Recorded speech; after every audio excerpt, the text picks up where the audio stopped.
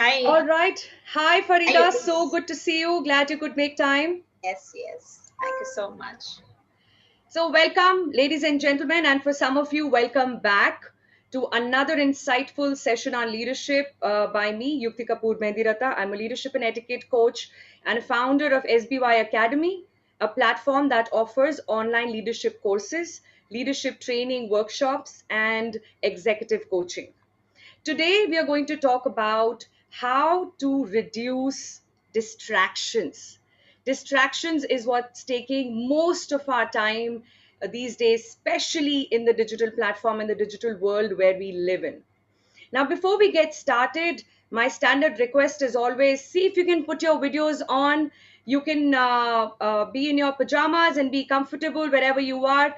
The idea is to stay focused. So, if you can put your videos on, trust me, it'll help you to be with the session a lot better than otherwise. But if you're comfortable without it, then make sure nothing distracts you so that you learn everything there is to learn on this topic on reducing distractions.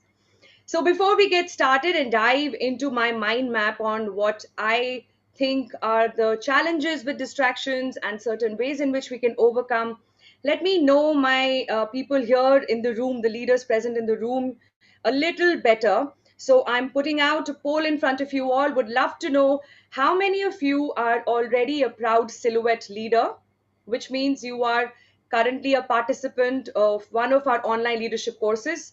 ULB, which is Upskilling Leadership Blueprint, which teaches you 4 C's of leadership. ULC is Upskilling Leadership Challenge, which teaches you 4 other critical skills to have as leaders, like decision making, and enhancing EQ, increasing your self awareness, and managing conflicts. ULM is a spiritual leadership course that we offer, which is all live masterclasses. And if you have not yet registered yourself as a silhouette leader, then you are probably a guest here in the room. So, a warm welcome to all the guests. I would want to know my guests a little better in a bit. There are 6 more people to respond. So let's quickly get the response. Let me see how many of us are existing silhouette leaders and how many of us are just about to join us there. Okay, I will end the poll now.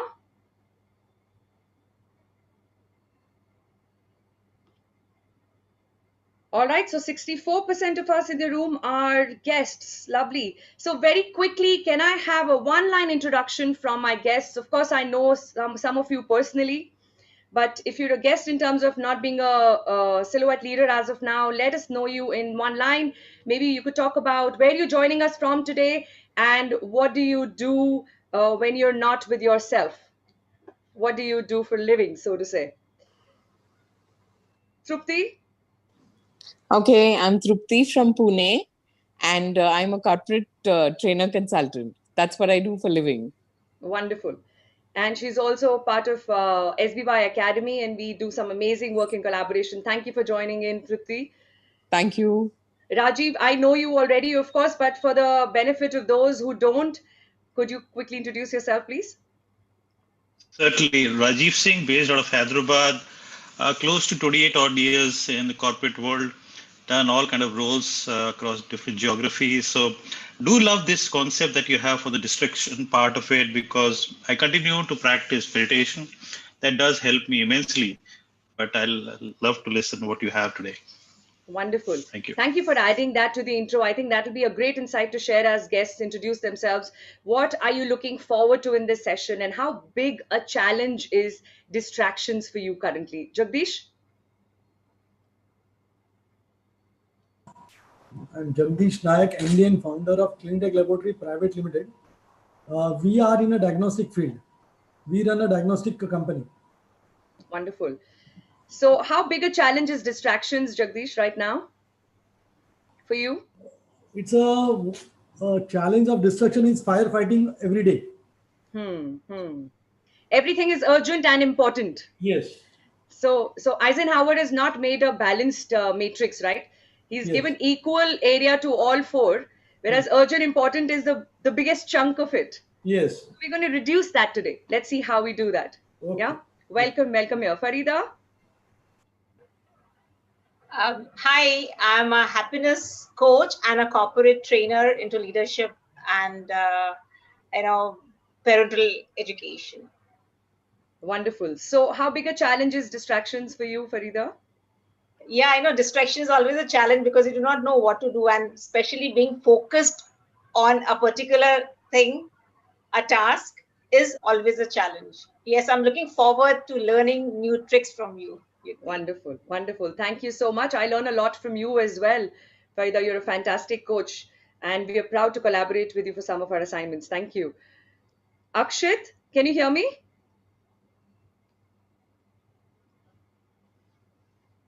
Okay, no video is a bit of a challenge, and for this reason, sometimes you're there, but you're not there. So I want you to be here 100% with one last introduction, and there are a few more I would love to know maybe later after the session. But for now, Shweta, could you quickly introduce yourself? Thank you for making time, Shweta. Sorry, Yukti, I was not on video, was having my dinner, so I quickly finished. And I thank you for extending the invitation, webinar invitation to all of us. I'm Shweta Padma, based out of Navi Mumbai, and I run Business Leadership League, which is a membership program for aspiring entrepreneurs. And got to know Yukti very recently. She did a fantastic program on my platform for my members, and I'm here to learn so much because actually confessing I don't know, so many things may be distracting me. I'm still not happy with the end of day results I get after putting in so many hours, so there is a lot to discover. I'm here to learn, and good to know all of you, and look Wonderful. forward to interacting with all of you. Thank you. Wonderful. Thank you, Shweta, and thank you for starting the session with such openness. You know, when you bring in words like I don't know, you show a sign of being a good leader, because only a leader can say this. Only a leader realizes there is so much more to know, and the more you know, the more you realize that there is a lot more to know still. Right? So, wonderful attitude there. Let us get started with the session with these two questions I would want you all to please answer. Would you consider yourself to be highly distracted most of the times? You're often distracted, you're sometimes distracted, rarely do you see yourself distracted, or you think you are indistractable. No matter what happens, you cannot be distracted. And the second question is, if you learn to reduce distractions from today's session, then to what extent do you think it can add to your productivity? Will it add 100x, 50x, 10x, 5 times more? You'll be productive. You'll be productive at least twice as much. Or you don't think there is much of a correlation between reducing distractions and being productive? Very important two questions to answer here. So please take a moment and quickly answer the poll. Another 5 seconds. I would love to have everyone participating in this poll. It's very important for us to see how dear is this challenge, how big is this challenge, and that will show me the hunger that we have to learn and overcome this together today. Okay, so I'm about to end the poll in the next 2 seconds. And here we go. Sharing the results with you all. So the majority in the room believes they are often distracted or sometimes distracted, but 100% of us are quite distracted, and we agree and accept that, which is the first step to take towards improvement, right? Acceptance is the first step towards improvement. If I'm not okay to accept my as is, then there is no to be. That's possible. All right, and the second question, we see that the least that it can do for us to focus on distractions and avoiding distractions is that it will multiply our productivity by 2. That's the least that can happen. And the best that can happen is we can even go as high as 100 times more productive than we are. So the majority, in fact, believes that if not 2 or 100, definitely 50 times higher productivity can be achieved if we know how to reduce distractions. Lovely. So with that conviction and the hunger to overcome distractions, I'm going to dive into my mind map. Now, this is what we do with the mind map. As I take you through the mind map, I want you to create your own mind map. Going forward, if you want to have some crayons handy, some colors handy for these sessions, you will have even more fun, because mind map is all about colors and creativity. But don't try to write everything you see on the screen, also because you will get the recording of this session after we are done. But I do want you to create your own mind map as I take you through the various elements of it. Are you with me? So let's warm up the chat box a bit before we go there. Just say ready in the chat box, and I know we're all set to get started. Let's see how many of us are ready. Ready. Surena is the first one to be ready. I love that energy. Vipul, ready. Praveen, I'm so glad you're here. Wonderful. Praveen is ready as always. Bhavesh, Abhishek, Sudipta, all my regular silhouette leaders are always, always ready to learn. And it's so amazing to see that. Amazing. All right. So let me share my screen. Please confirm if you can see it.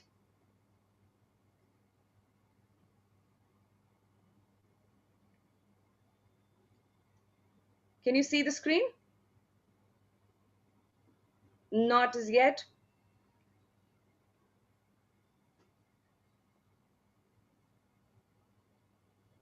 All right. So please confirm if you can see the screen in exactly 5 seconds from now. Is it visible, guys? Yes, it is now. Yes. Okay. Wonderful. All right. Let's close, not give so much food of thought for now. All right. So when we talk about avoiding distractions and, the fact that distractions are not good for us, they don't add much value to us, what do you think is the opposite of being distracted? You could unmute or share on the chat box. What is the opposite of distraction? Focus. Yes, Yukti, focus. Wonderful. Wonderful. So focus is what we want, because of which we don't want to be distracted. But in fact, the opposite of distraction is traction. And traction as a word comes from a French origin called tirer, which means to pull. So what it does is it pulls you away from what you intend to do. And if it is pulling you away from what you intend to do, it is distraction. If it is pulling you towards the action that you need to take, it is traction. So the opposite of distraction is not as much focus as it is traction. And both the words, interestingly, end with the same word, action. So distraction is when you're pulled away from the action you need to take with the intent that you have. And traction is when you're able to push yourself forward to take that action with your intent behind it. So in simple words, distraction is lack of action, or action in the opposite direction of where we want to go, where our intention lies. Now, when I understood about this difference between, traction and distraction, and why just having focus is not all that it takes to stick to traction, I wanted to know why, as humans, do we even do something like this, that we put in the effort to take actions that takes us away from our goal, from our purpose, from our intention. And I came across two very interesting studies done by the most famous and acknowledged psychologists and philosophers, Plato and Freud. And Plato came up with this philosophy called akrasia, which means that we as humans have the tendency to do things against our own interest. Isn't it fascinating?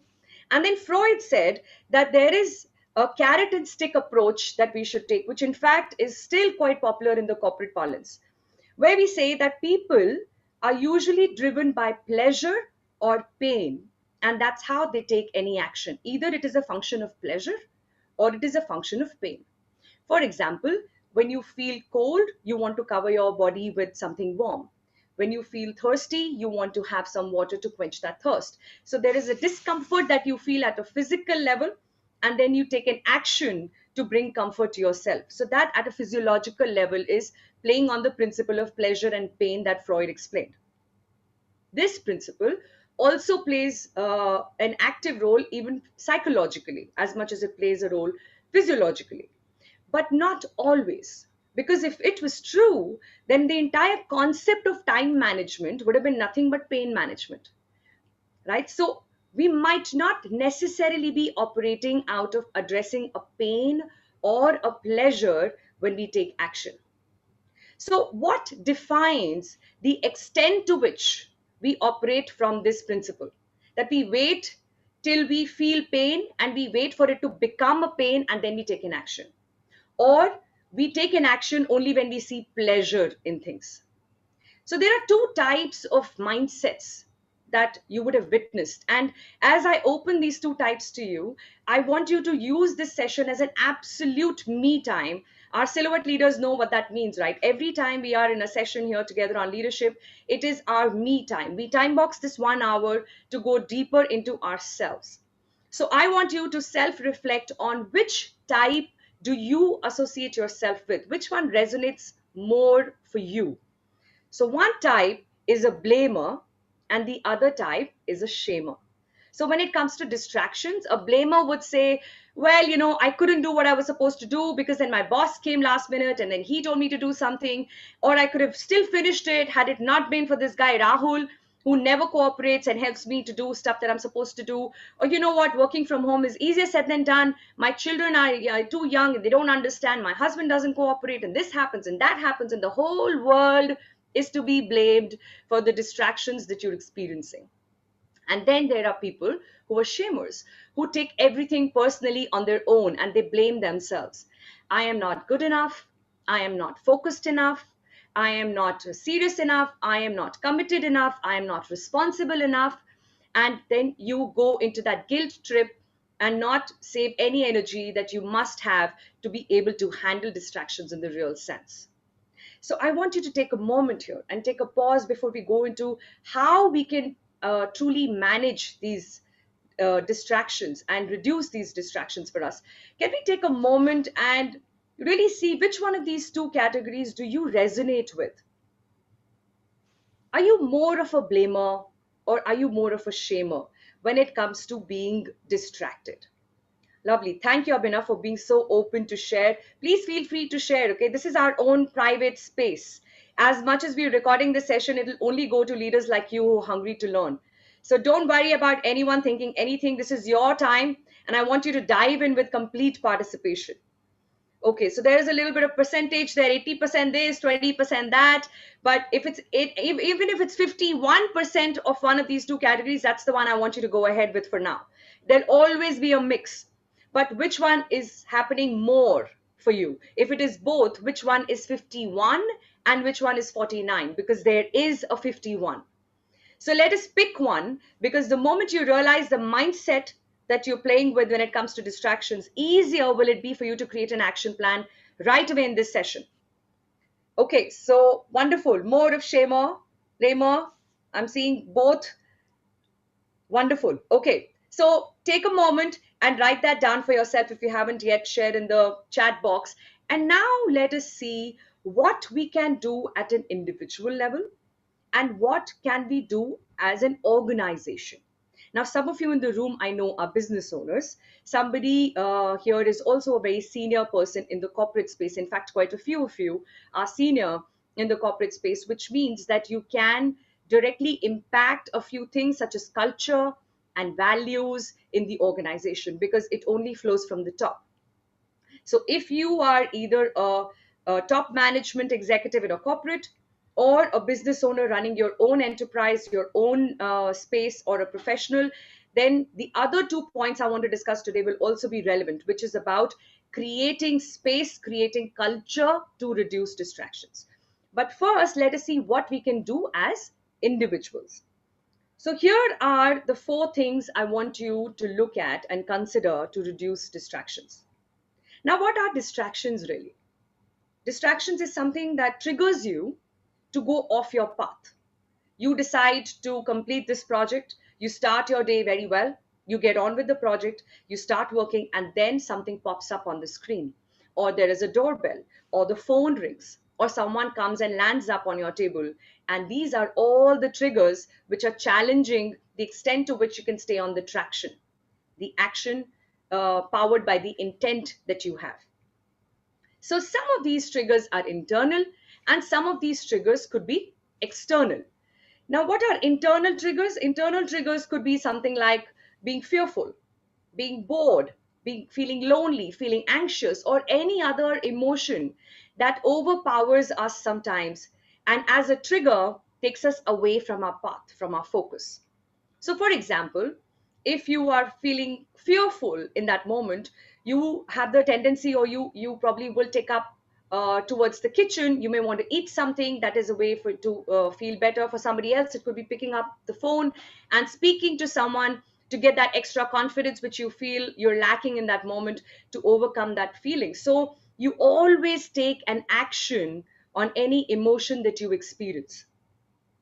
And it is these emotions that sometimes turn out to be our internal triggers. If you are bored, you will be tempted to go on social media. You'll say, let me just check out what's happening on Facebook. I had put this post in the morning. Let's see what people are saying. Did they like my picture? Did they love my picture? Let me just have a quick look and I will come back. And in that process of taking a quick look, you get carried away, and that hence becomes your distraction.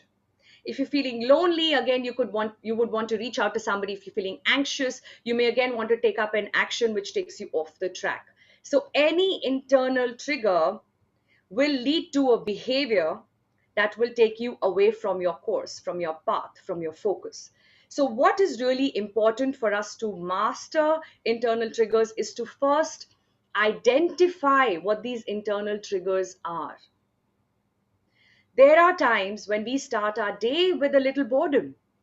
Doesn't it happen? We call that as Monday blues sometimes. So you start your day and you don't really want to get started. You're still hoping that Sunday could have been stretched further, and so you're kind of picking up slow. You're still trying to browse around on internet, seeing what the world is up to, and then a news site opens up and you indulge in news. Something else pops up, and you just kind of keep getting carried away with what's happening to you more than what you want should happen for you. So in this process, what I want you to understand and identify from here on very consciously is to see if you can put a finger on what are these triggers. What is this emotion that triggers distraction for me when I get distracted? Let us identify. And as I say this, I also want you to bring in some amount of curiosity about these feelings. So whenever we identify any specific behavior or trigger that we are operating with, it's a terrible idea to pull the trigger on yourself. Which means if you put a gun here for any self-reflection or introspection, it never works. It just never works. Even if you want to call it as being hard on myself, and that's how it is. If I'm not hard on myself, I don't move. But till such time you put that gun down and you bring in some level of acceptance, you will not be able to move forward in real sense. You could know a lot of stuff, but it doesn't come into action, because for action, we need to start with some amount of self-love. And self-love is not complacency. Self-love is to accept that I'm not perfect and neither is anyone else. No one is, and perfection in itself is illusion. What is reality, however, is that we have our shortcomings, and guess what? I am aware of some of them at least. Here is the one that I want to work upon. For me right now, it is to handle distractions, because looks like I get distracted easily. Now, that is the right attitude to have for us to master distractions. So the first thing we're doing is identifying what is this trigger that pulls me away from what I want to do. And the second is to be a little curious about this feeling. Where is this feeling coming from? Where is this boredom coming from? Is it the fact that I don't like my job? And then am I serving myself well in my life to drag my life to do something I don't like doing? Or is it just very momentary? In this moment, I'm feeling something. Is it a hangover of something happened on the weekend, something that I didn't like, or a situation or some story in my mind right now from where I'm operating? Can I disconnect from that? And all that you take to disconnect from anything that is not serving you in your mind could be something as simple as getting up from your place and having a glass of water and coming back. We can have a separate session on the power of water, because water as a resource is magical. It's a magical power given to us by the universe. It's just that we don't understand the power of it. So we use it very frivolously, only thinking that it's quenching our thirst. It does a lot more. But this is what I want you to do with water for now. If you think that a certain thought is ruling your mind and it is becoming an internal trigger for you, please get up from where you are. Don't ask someone to serve you water.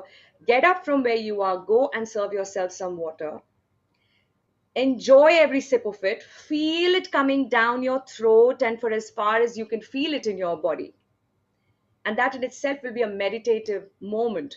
And then when you come back, you will come back with more of you.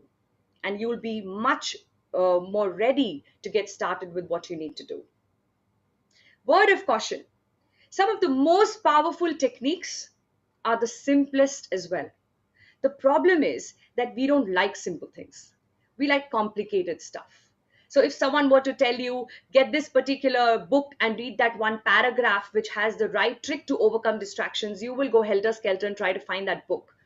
Or someone were to tell you, create this concoction, and if you have the same concoction in the same proportion twice a day, it will help you to stay focused. Then you'll go on Amazon and find all those herbs so that you can create that concoction. Now there is something doing, you're doing something here.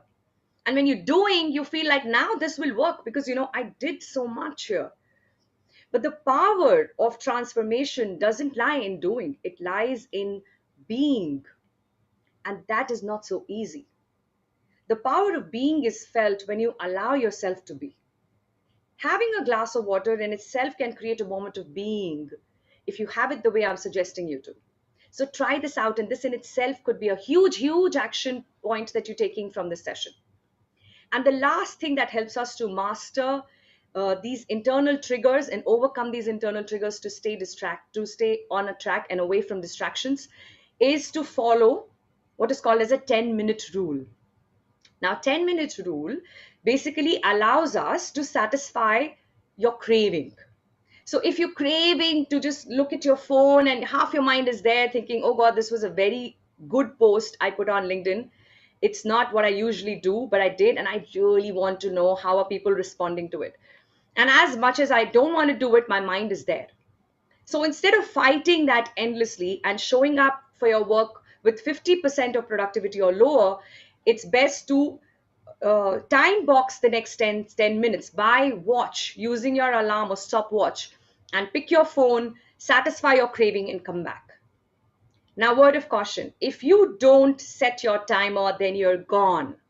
And that is what happens to us. And that's when we start blaming technology and everything else except for ourselves. 10-minute rule is a rule that supports human psychology, which says that craving for something has the same effect as going ahead and doing it in reality. So you might as well do that in reality and come back with your 100%, but with the time limit of 10 minutes only or lesser. So I'm going to stop here for a bit and take a pause. Let me see, what are you taking away from mastering internal triggers before I tell you what to do with the world outside, which is a big crazy world outside, and there is so much more that happens to us in life which distracts us. But let us see, what are you taking away from internal triggers and the way to master? Anyone could unmute and share, or you could put in the chat box. Would love to know. Yeah, this is Rajiv here. Yes, Rajiv. Yeah, so very interesting. Thank you so much for those inputs. So the stuff around the water that you mentioned, it immediately resonates with something what I do in meditation. So there I focus on breathing part of it. So today when we all breathe, we cannot feel the air going in and out. I have attended Vipassana as a form and I've been doing it for the last 10 years. They teach you the subtle way to sense that. So this is a long drawn conversations around that. But coming back to the water example, the way you define, you have to actually savor each moment, go through the process, stay with the water, allow it to flow, and whatever that you explain. And so, which means that journey as is going down your throat, something similar I experience and do as part of the Vipassana. So I could immediately connect with what you are saying and still being focused on this topic, which is not being distracted in order to have that window. So yeah, very meaningful points that just wanted to comment on that. Thank you so much, Rajiv. When you help me answer a question here in the chat box from Shezareen, she wanted us to repeat on the water piece and you picked just that. So thank you. Thank you for reiterating. Sure. Great. So I see power of water here. Wonderful. It is truly magical. when we look at detox and, you know, going for a detox program, and then we go online and see some detox juice or some concoction, all that you need for detox is a glass of water. But all that you have to do is be mindful when you're drinking water. And when you start doing that, you will see what it does to your body, and more importantly to your soul. This mindfulness that we're chasing is just a glass of water away for us. So let's take that as a way to master internal triggers, because that's within my circle of influence, right? Circle of influence is this small little space in my life where I can directly impact whatever happens to me. But then there is a bigger circle outside, which is the circle of concern. This is where the world plays its act, and I need to stay away from it to the extent that I can maintain and protect my peace, to the extent that I can stay on track and focused and not get distracted. So let us see what can we do with the external distractions.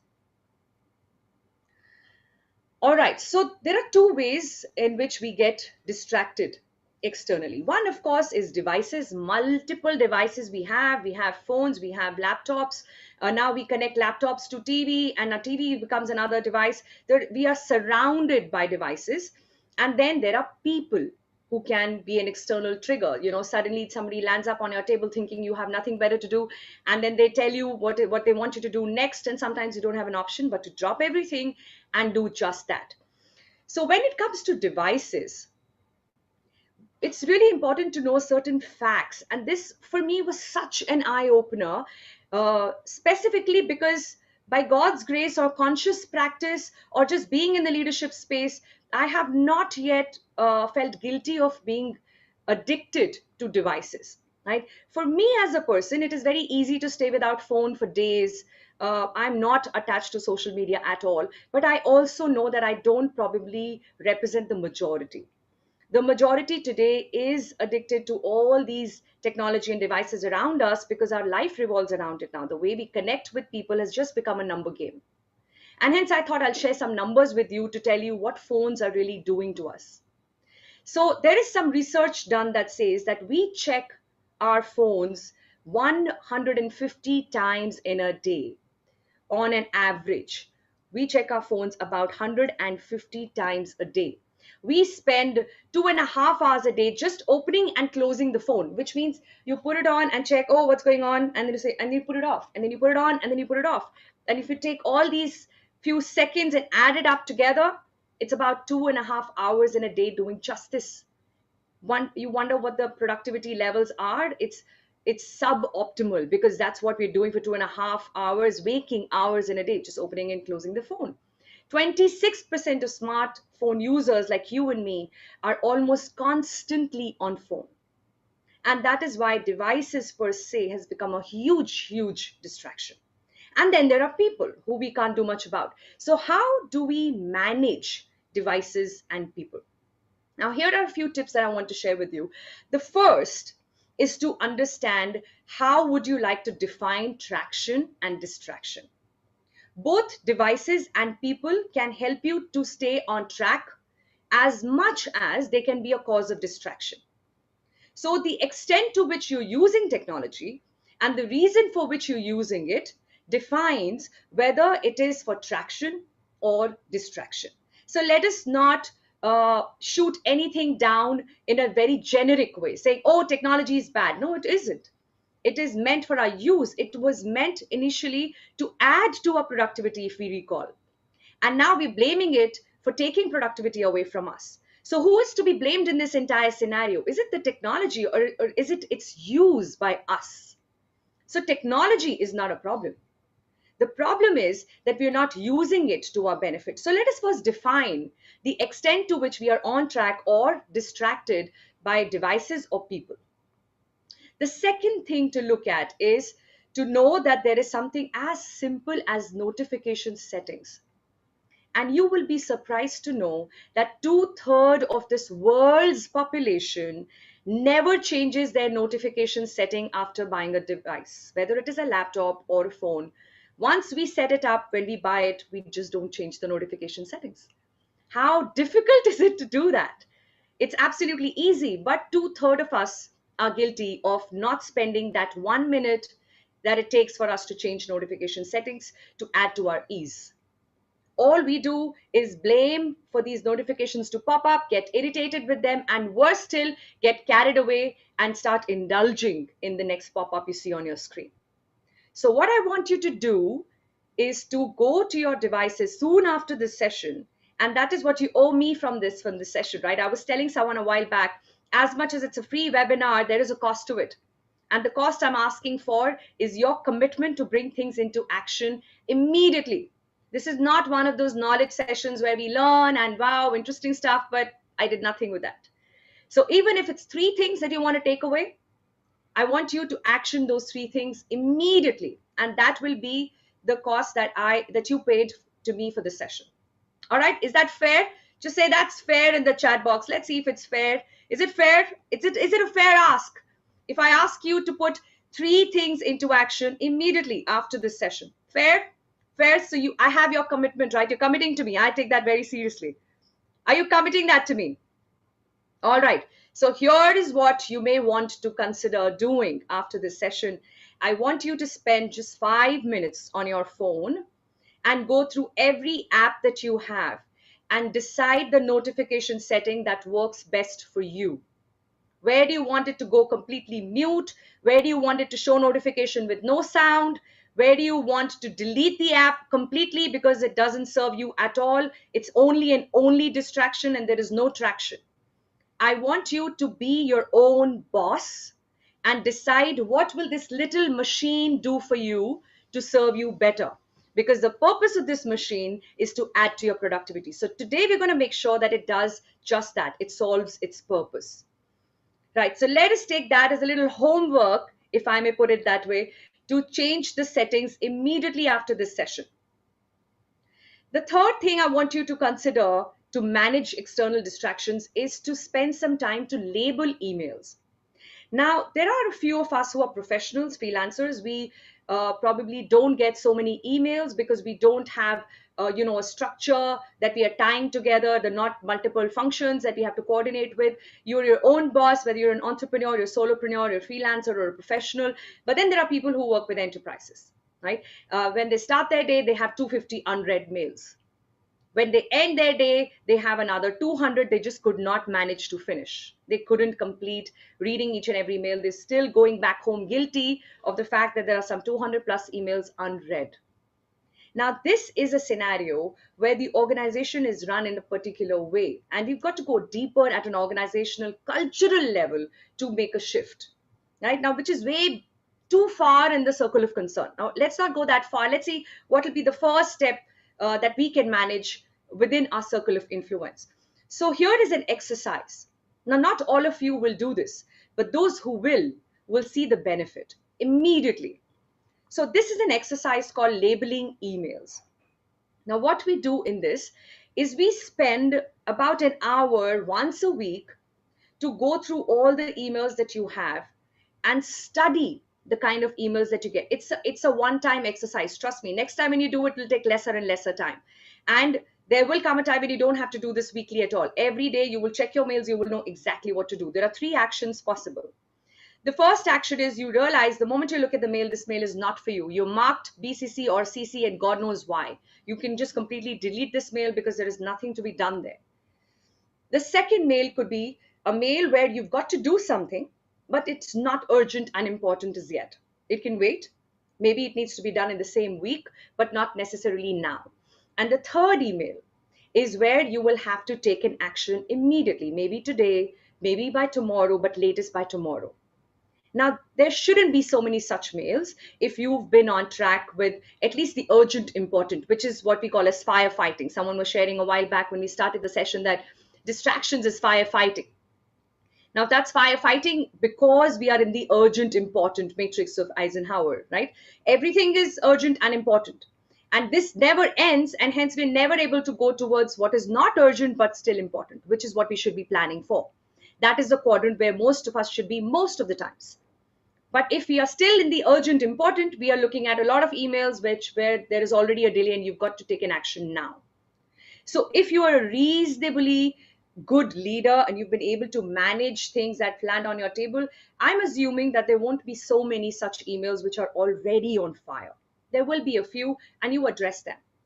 And then for the balance, the second category where you can plan this is when you find a way to label them. Every email portal has labeling options. Every email portal has a way for you to organize those emails. Another way to organize emails is to create folders. And trust me, I have not only handled my own mailbox that way, I've seen many other efficient leaders achieving a lot more within their 24 hours by following this practice. They have folders, and each new mail falls in one of those folders. And if it is not worthy of following under any of the folders, it is just deleted, because that is one mail which requires no action from you. So labeling email is a very, very interesting and important exercise to indulge in. It's a one-time effort, but after that, you start following this as a practice and you will see how organized you get and how the number of emails coming to you will start reducing. Because the fun fact is that when you start sending out lesser emails, you also start receiving lesser emails. The art of email is far more complicated than we give it credit for. We think there's nothing much in email. What's there? Ek to hota hai, ek CC hota hai, right? Ek subject line hota hai, and then there is a mail body, there is a signature. What's the big deal? Now, the big deal is in the quality of that email. If you ensure that you've been able to address a few things actively and a few other proactively, you will get lesser response back on your email. It will be a communication that is clear enough and the other person doesn't have to come back with another set of questions. So see if you would like to challenge the level of clarity that you establish through emails. How will that be? Won't that be fun to explore? Is it that I'm sending incomplete information? Is it that I send back only as much as I'm asked for and hence the other person comes up with another new question and it just goes forever? Or can I proactively address a few concerns which are obvious and related to the existing conversation? And that can save my time and someone else's to have another 3 emails following up. So email is a very, very important space to explore. And the last is the use of body language and signs. Now, this is a tip that comes handy when you have to deal with people. Not always are we able to have a direct conversation with people, but we can always be assertive in our communication with them. So the power of being assertive, or the magic of being assertive, is not limited to words. Assertiveness can also be shown through body language, right? So when you're able to contain the smile and focus on your work and not move around creating eye contact in the middle of what you're doing, you are not encouraging, or shall I say discouraging, people to come to you and have a conversation which is not important in that time. Not looking around and creating eye contact and focusing on your laptop or being with your work is not necessarily making you a rude person. What you will appear to be to others is a focused person. And our body language in itself is enough to tell others, looks like she's on something, not a good time for me to go and say hi or talk about her weekend plans. Maybe I can wait. So see if you can work on your body language. See if you can give those subtle messages to people that, you know what, right now I'm here. I can't be with you. So do not disturb is not a sign that has to hang on a door handle. It can hang on your entire being if you know how to use your body language effectively. A smile which is broad and inviting is a smile that opens people up for a conversation. But a smile which is short and sweet and quickly you take your eye contact away and get onto your device is a very nice and polite way to tell someone, not a good time for distractions. I am here to focus on what I need to do. And when you are done is when you lift your head up and create a longer eye contact with people. And that tells them, all right, she's back. Looks like she's taking a break. And trust me, this language is universal. It does not change in any culture. It does not change with people's designation. It works every time. What we've got to do is consciously practice this. So these are some of the ways in which we can manage our external triggers. Now I want to know, which one are you going to act upon? Very, very quickly, which one are you going to act upon? What are you taking away from external distractions? A quick recap of the points that we discussed. Let us first define to what extent is it helping me to stay on track or distract myself. Is notification setting change possible? Can I look at my emails differently? And can I use my body language effectively? Which one are you going to do to manage your external triggers better? Okay, Trupti says labeling emails. Fantastic. One-time effort, but I can give you a money-back guarantee on that. It works. Organizing emails, absolutely. Notification. Notification is a non-negotiable takeaway. Can I say that? Can I take the liberty to say we all will look at the notification settings on our phone soon after this session? Give me a thumbs up if you're with me on that. So that's like a bonus takeaway, okay, which is like a homework that I'm giving you to honor your time here and my time with you. Let's honor this and bring this into action. Wonderful. Okay, all notifications already disabled, Bhavesh. Fantastic. The power is in taking the action now. I love that. I love that. Wonderful. Okay, Praveen is promising to look at it after the session, and when he does, I know he will. Thank you, Praveen. Okay, let's go back to the third step. So here is a quick recap of what we're talking about. We're talking about the how of avoiding distractions, right? So we said there is a way to master internal triggers, and then there is a way to manage your external triggers. And then the third step is to make time for attractions, or shall I say, make time for distractions as well. When we put distractions in our calendar, distraction stops becoming overpowering. But when we don't give time for distractions to happen, is when it becomes too much to deal with. So let us understand the practical aspect of what I'm sharing here. Distractions are bound to happen, guys. It will happen. Unfortunately, even if we are looking focused, there will be a few people who will just conveniently ignore your body language. They will just take this as their right to come and say what they want to say, assuming that what they're saying is the most important thing right now. And there goes all our effort of practicing body language to tell people, I don't want to be rude, but I'm telling you I'm not available. Let me focus. Distractions will happen. So the best way to deal with distraction sometimes is to give it its due space in your calendar itself.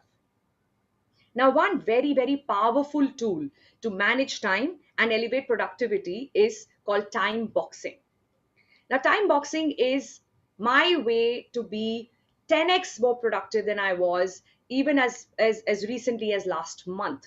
Because every single time I practice time boxing, I can feel the elevated level of productivity from my work. From the same effort to the same 24 hours that I have, I see myself producing more output.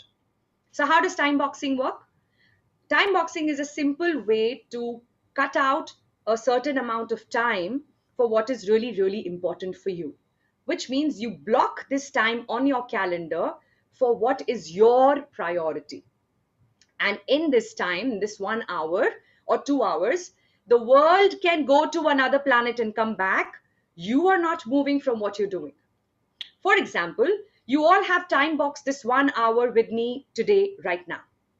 So all of you are here, your phone could be ringing, someone is doing something else at home, someone is in office still, and there are other people in office doing their own stuff, but you are here. And what you did by showing up for this session is you time boxed 1 hour for this session. And I did the same. So I don't know what my phone is and what's happening to it and what's happening to people outside this room. I'm here with you. So we've just time boxed our time with a clear objective and a clear intent. If you start your day by time boxing at least an hour to set your priorities in place and get those priorities going, you will get a lot more from the same day and the same effort within the same time. So the worst thing that we do for ourselves, and you might have heard of this before, but this is what's going to be different this time. You're going to act upon it. So what you might have heard of is that don't start your day with emails. Yet, a lot of us are guilty of doing just that. We want to just check, कल एक mail भेजा था, उसका response आया कि नहीं, quote भेजा था, approve हुआ कि नहीं, I wrote something to my boss, does he still have a problem with me, or is he now finally happy? That's the first thing you want to do. And the moment you open that mail, as much as you think that you're only going to look at that one email, something else takes over, and there goes your time. So the first thing to do when you start your day is to time box an hour to do what is your topmost priority. And the second tool I want to share with you is to schedule thinking. Bring in the habit of schedule thinking. What does that mean? That means first you've got to know what you need to do, which is your priority. Second thing is to know when you need to do this. What is the urgency to every task? Everything doesn't have to be done today. I want to launch 5 programs, but I don't have to launch all 5 today. These are the 5 ideas I have, and this is how I'm going to phase this out. So I'm going to create a calendar which will also include my first step in that direction for each and every launch that I'm planning to have. Right? So the first step of your idea or your thought doesn't always have to happen the day you think about it. So this is a very important step, guys. I want you to spend a little time on this. What you need to do is important, but so is when you need to do it. If we are realistic about that, is when we're able to achieve more results. If we are unrealistic about when we need to do it and we try to be over optimistic and we try to put in too much in one day, we will land up feeling exhausted and dissatisfied. By the end of the day, you'll think, oh God, I didn't achieve much. I wanted to do 10 things, I could do only 2. But guess what? Out of those 10, 5 are not even practical, because each one of those would have taken good enough time, and you just don't have that much time in a day. It's unfortunately only 24 hours, which is not all waking hours anyway. So let's be realistic about the timelines that we put on our calendar. The third is to check your priorities with your boss or also your significant other. When you align people with your calendar, you include them in your plan. And when you include people in your plan is when you get their support. So I have often seen people struggling to finish a lot of things and feeling very unhappy, sometimes frustrated and even angry with their bosses, saying, you know what, my boss thinks that I play video games. I'm busy doing something or the other. And our man never stops complaining because he always has a longer wish list. What all am I supposed to do in a day to keep this man happy? Right? Now, where is the challenge? The challenge is not that he has expectations of you or that you are doing your best. The challenge is that you are in this direction and our man is looking in that direction. We are not aligned to the same set of priorities. Both these routes, by the way, could converge at some point and take you towards the same goal. So it's not about having different goals. You could have the same goal, but your set of priorities could be different. For example, I just a while talked about 5 launches I want to have. The goal is clear. We want to launch 5 different courses in this month. We are clear about it. You're clear about it. I'm clear about it. Now in my mind, I have 3 actions to take to make this happen. And you have 3 other. And now the problem is we've not spoken to each other. So you are very religiously, diligently working towards the launch. And so am I. But I'm looking north and you're looking south. So when you think that you have a plan towards the goal that is agreed upon, it's very important to go to your line manager or someone you will be reporting into and have a very open discussion about what you're setting as your priority. Everybody's priority has to align with each other in this corporate pyramid. And that's when we achieve things faster. Right? Otherwise, it goes up and down in different levels. And then it takes that much longer to get to the top and achieve what we need to achieve. Because there is always a back and forth, back and forth, back and forth happening. These are the organizations which are slow. These are the organizations where attrition levels are crazy high. These are the organizations where people don't like each other. These are the organizations where the only way people think they can motivate others is to increase their income. Incentive de do, bonus de do, people will work. No, you're not talking to each other. Communication is missing here. That gap cannot be filled by no matter how much money you can have or throw on the table, right? So till such time you align your priority with your boss's priority, whatever you are doing will not be as fulfilling as you may want it to be. Not for you and not for your boss. And if you are an entrepreneur or a professional and you work for yourself and you have your own space, see if you can include your family. Share with them, you know what? I think I'm ready to grow. I think I'm going to take this from here to here. And my plan is to spend 2 hours extra every day in this direction. What do you think about it? Right? And for all you know, that person will say, you know what? I mean, we have Kids Olympiad coming soon, and we've got to bake in some study time with them. I don't see that in your calendar. Could you make some space for that? And then we can have a little conversation there. Oh yeah, that's a great point. I totally missed that out. Maybe half an hour can be for that too. It's really important. And the moment you have this conversation, you've told the other person you're up to something meaningful, right? And now the other person is more equipped to support you. Are you with me? So this is how we're able to, and if you don't do this, what will happen? Suddenly somebody will come and say, hey, you know what? You're just busy with your laptop. Who's going to take up their studies? And you know what? I'm not cooking every day. You got to take up a meal once in a while, or you got to do this if I'm doing that, because they don't know what you're busy with. They just see you busy. And when people see you busy without knowing why, they have their own why. They have their own reason for being busy themselves. Now, the problem is they are doing what they're doing for the family. You are also doing what you're doing for the family. So the intent is the same. The goal is the same, but we're not aware of our route. We don't know each other's route. I'm looking north and you're looking south. And so we are in a conflict. So if you have to align this, you've got to have the communication to align your priorities first.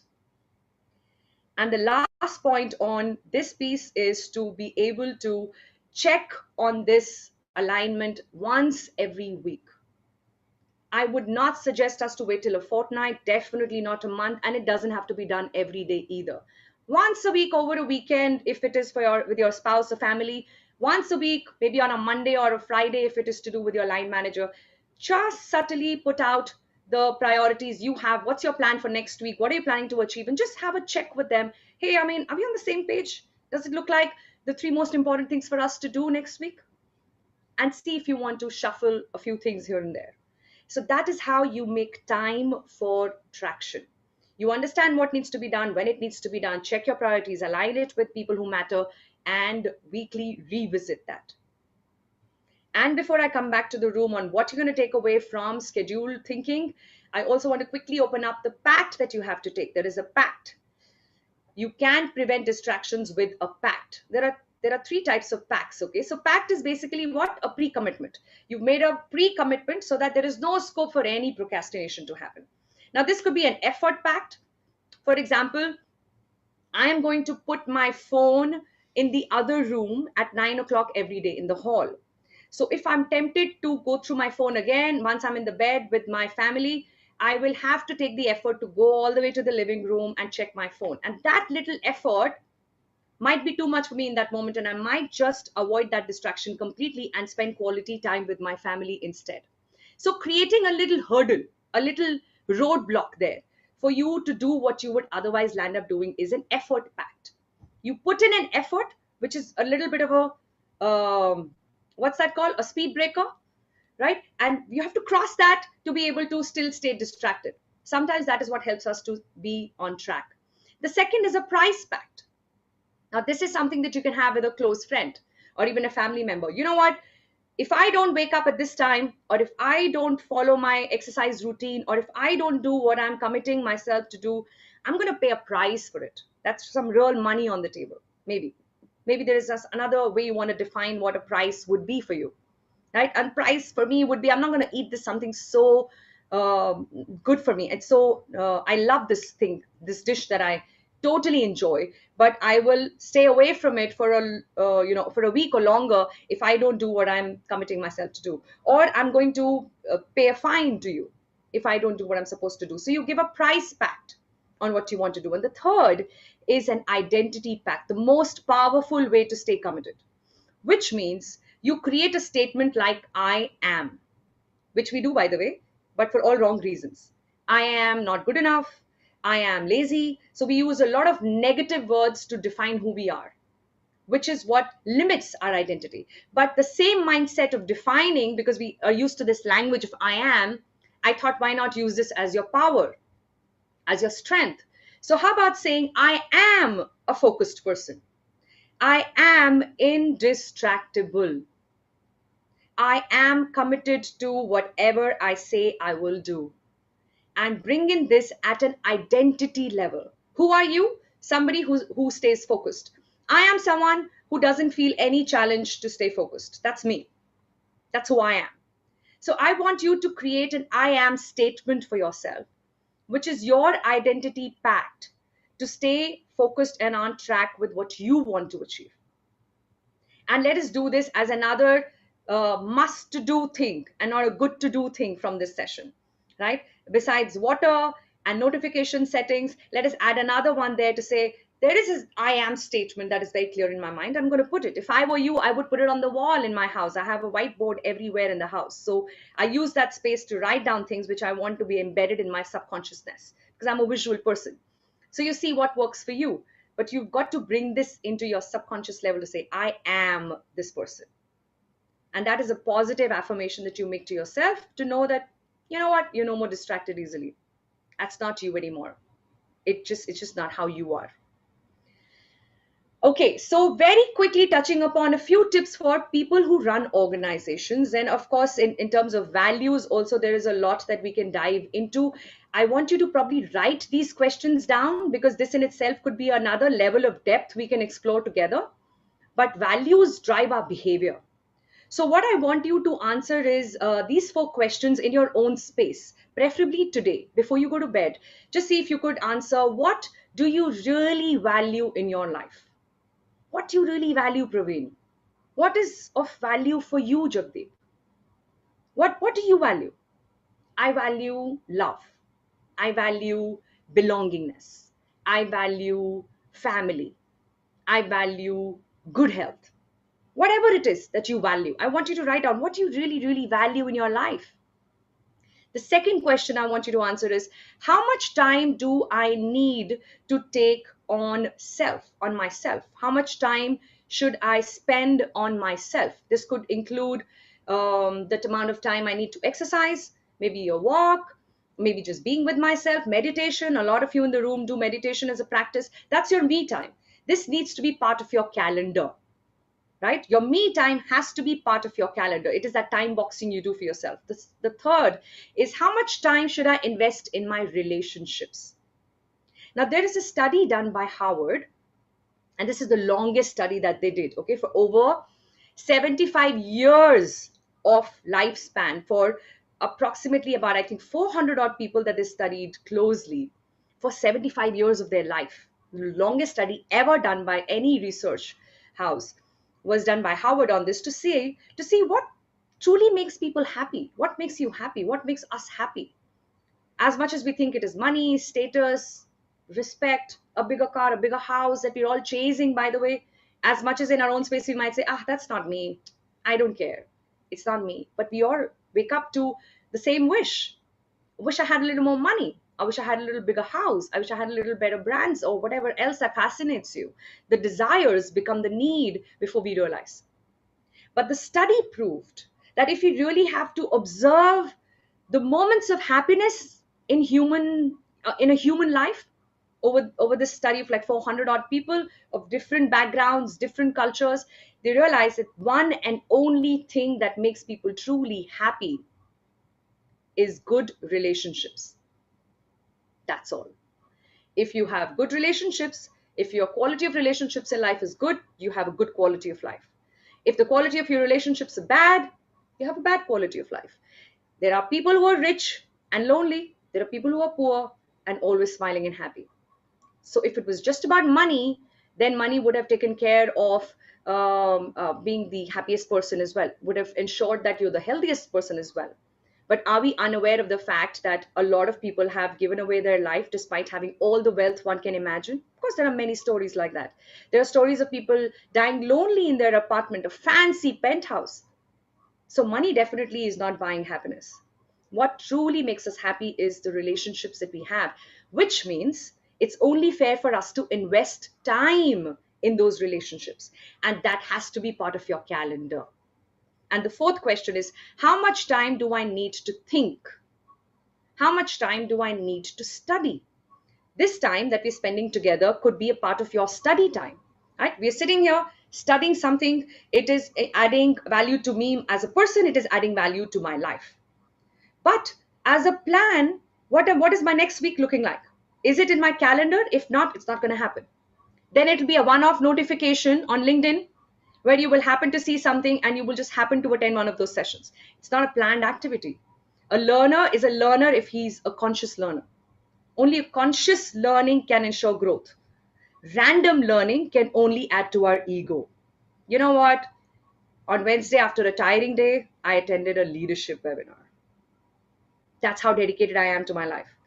And then for the next 5 Wednesdays, I didn't care to do much. Are you with me? So if it is conscious learning, then you say, you know what, every Wednesday it happens. Why am I missing it? For what reason? Or if it is something else that you think is adding value to you, it has to be part of your calendar.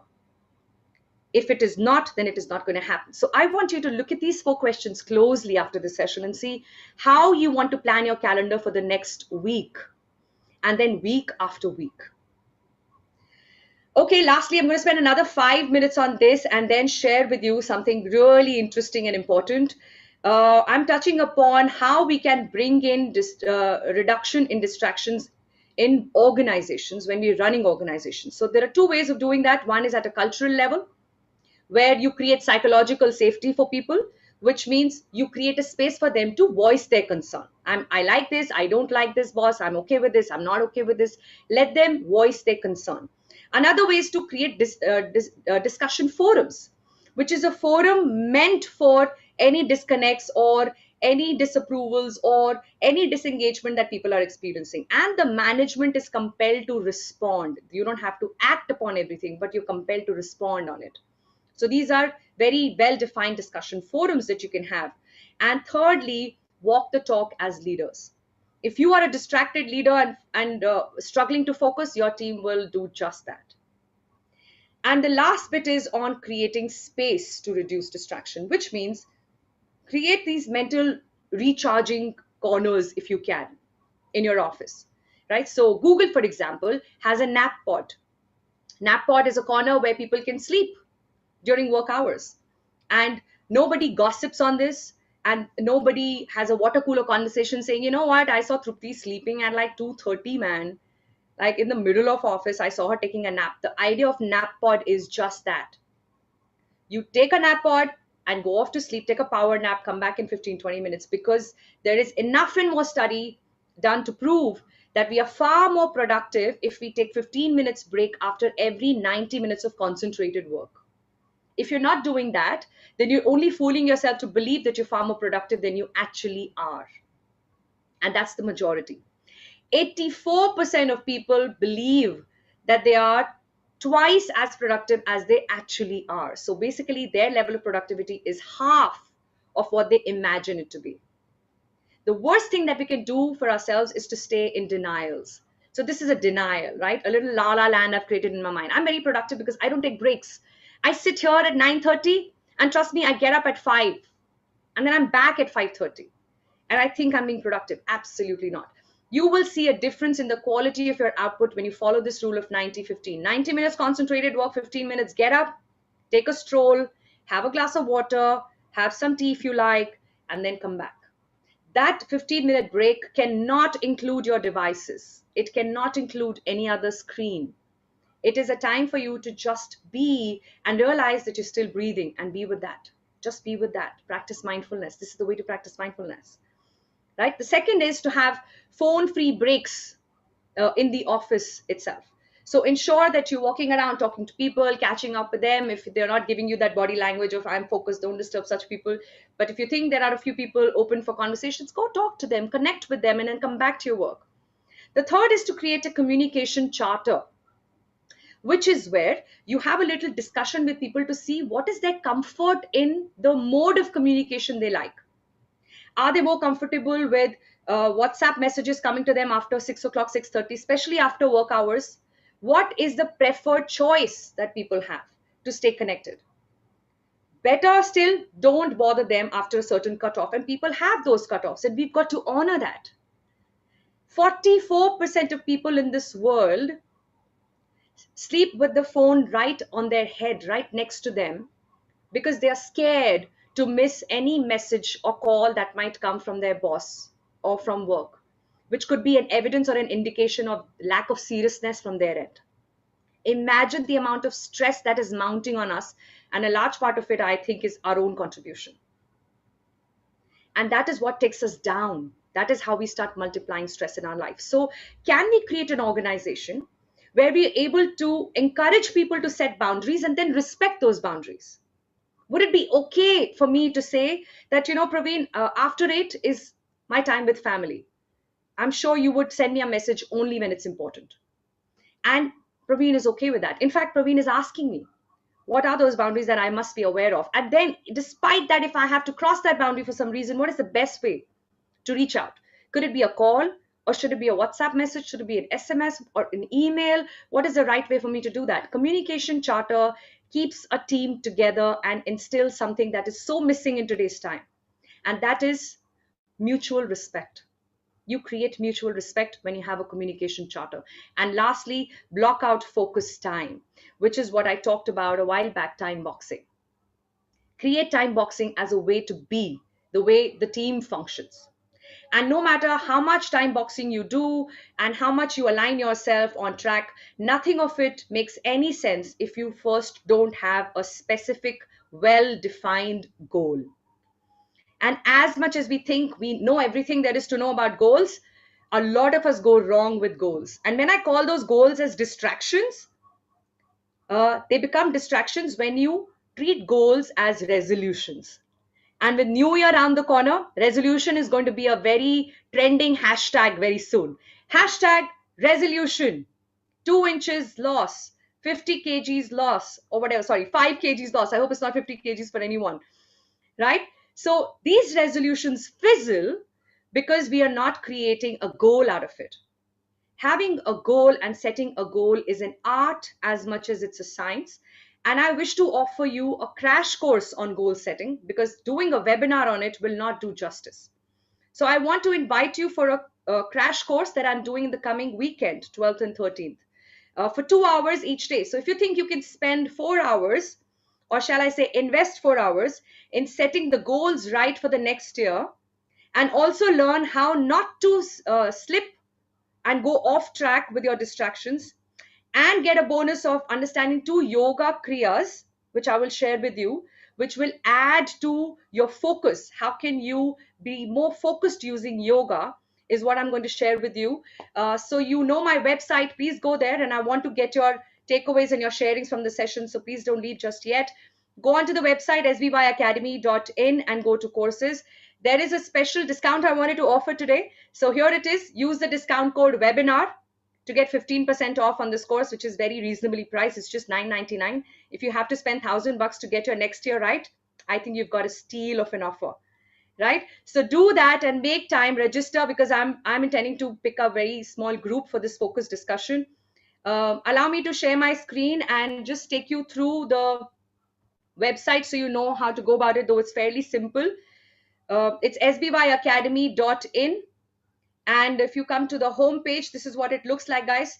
Just go to courses and straight you see crash courses. We have all other online courses mentioned here, but this is the one I'm talking about, goal setting crash course on 12th and 13th December, 2 hours each from 3 p.m. to 5 p.m. So it doesn't sabotage or overlap on your weekend plans. Just say read more. It will open up and give you more details about what you're going to learn from this course, and say register now and grab a seat for yourself.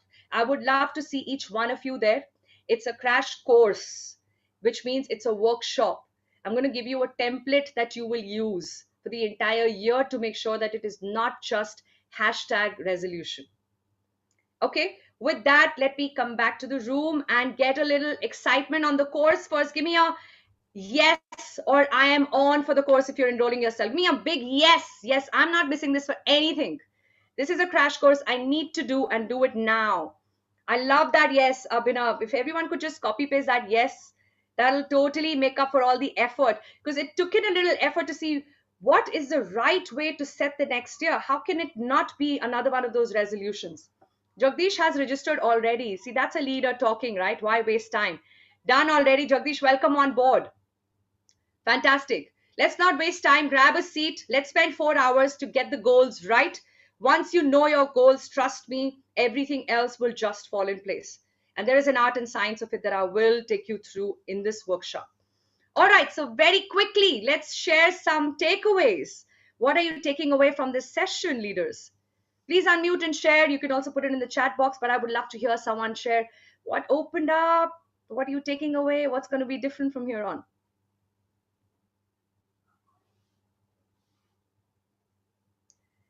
There are always people who are waiting for someone to speak first, and then there is this leader who just does it. So let me see who is that leader here who speaks first. Can Yes, I Raj. share? Yes, Okay. yes. Trupti, go ahead. Okay, so I had written down. So one is labeling emails. I think that's definitely something that will be very useful for me. Second is also that part about creating the identity statement, and more positive, more affirmative statements. And notification settings, I do have.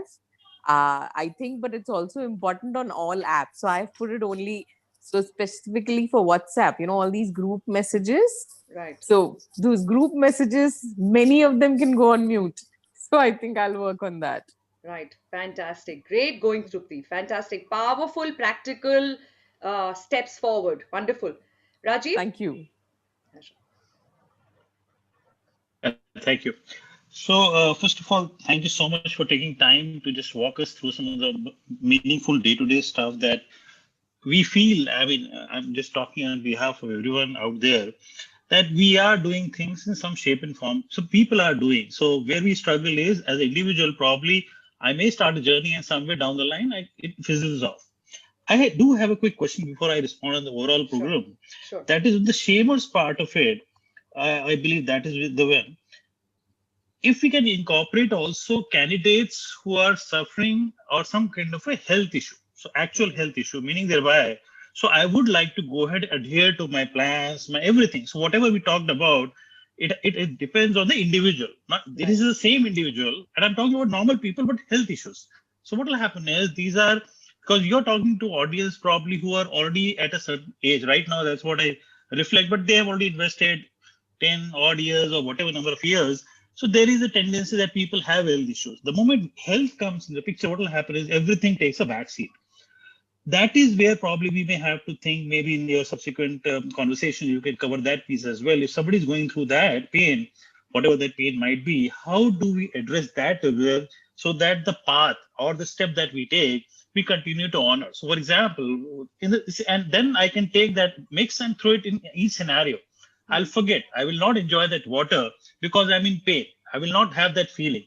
Notifications immediately today, I will make the changes because today I formed a new group. Let's say this is a group of people, good number of people, we all connected together. A lot of interaction starts happening, a lot of forwards keep on coming. I put it on mute, but I would love to come back to it. But I'm in pain, I forgot. Now my box has n number of such groups, takes a backseat. So to me, it looks like if you have some kind of a pain which has developed lately or may come in future, you talked about walk, exercises, meditation. The moment that person or individual is in pain of some physical pain I'm talking about, Sure. that person will not be in a position to touch any and all of them, or it will not last beyond a point.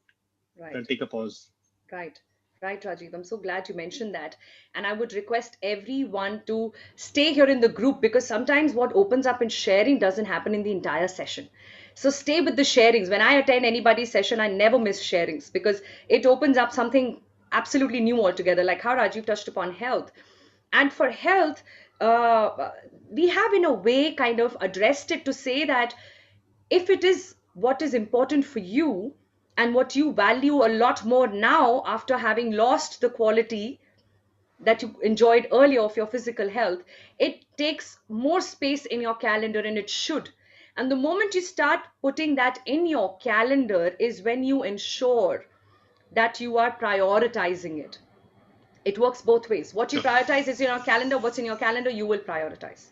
You've got to get used to that. It's a tool, or it could be another fancy black book, right? Everyone gifts you, and you're about to get a few gifts very soon. With December ending, you'll get a lot of people gifting you planners, and then you just stack them away. Or you can choose to pick one and start using that as a tool. We're going to learn that in goal setting course as well, because it's very important to understand how to use these tools to set your goals right. So when it's about physical pain, Rajiv, it's a manifestation of your mental state. Any physical pain is a symptom of the mental state that we're in. So the moment we understand and realize that, and we start uncovering all the cover-ups that we have on a mental state, it starts showing at a physical level. But that journey requires a lot of me time, which has to be part of your calendar, and also it has to be a good reason for you to be practical with the expectations you're building in that calendar. So if I know that my back gives up on me after a few hours of sitting, and I have planned 10 things which require a lot of concentration the same day, I'm not creating a doable action plan for myself in the first place. So I'm not set the right goal. So it again takes me back to goal, because goal setting is not about what you plan to do in the next 5 years, 10 years, or even 1 year. It's an everyday goal. What you plan to achieve by the end of the day is also a goal. And how well are you connected with that goal, and how practical can you be with that, considering your existing situation and conditions, including your physical health, is an important criteria to consider when you're planning it. So it comes in the planning part of it, and it also comes in how you will time box a few things. So if I'm suffering with something, I will time box that physiotherapy session. I can't miss it for anything. Or if I need to have a certain kind of a meal at a certain periodicity, that takes over everything else that I have to do. Because if health is taken care of, rest everything I will take care of. Yeah? Certainly. Brilliant Thank you. question there. Thank you. Hi, Yukti. Hi, Shweta. Yes, I think thank you so much for the session and all the input. Two important things I realized at the end of the session. One, I have to plan my breaks better, which I don't do. And second is winding up work on time. I'm very bad with that discipline. It just stretches on, and every day I say that tomorrow I will wind up, and I sacrifice on so many more things. I think these two things, very bad Wonderful. with discipline. And these are two big ones, real big ones. Okay, there's a lot of power that you will unlock from there.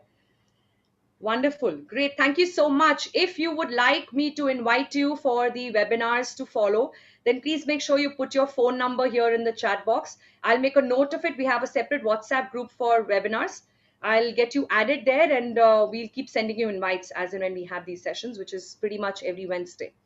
And better still, before that, I will see you for the goal setting course on Saturday and Sunday, 12th and 13th at 3 p.m. Please register yourself, and let's learn to set the goals right. Amit, I've made a note of the number. Thank you so much. Anybody else, feel free to please share your number, and we will stay in touch with you. Thank you once again for being a part of the session today. Your presence has added a lot of value, and I absolutely honor your commitment towards learning. Thank you so much for being here. I will see you very soon with another insight on leadership. Thank you all. Thank you so much. Enjoy your Thanks a meal lot. and have Thank a you so great week much. ahead. Thank you. You too. Thank please. you. Yeah. Thank you. Good night. Good night. Right, thank you very much. Good night. Good night.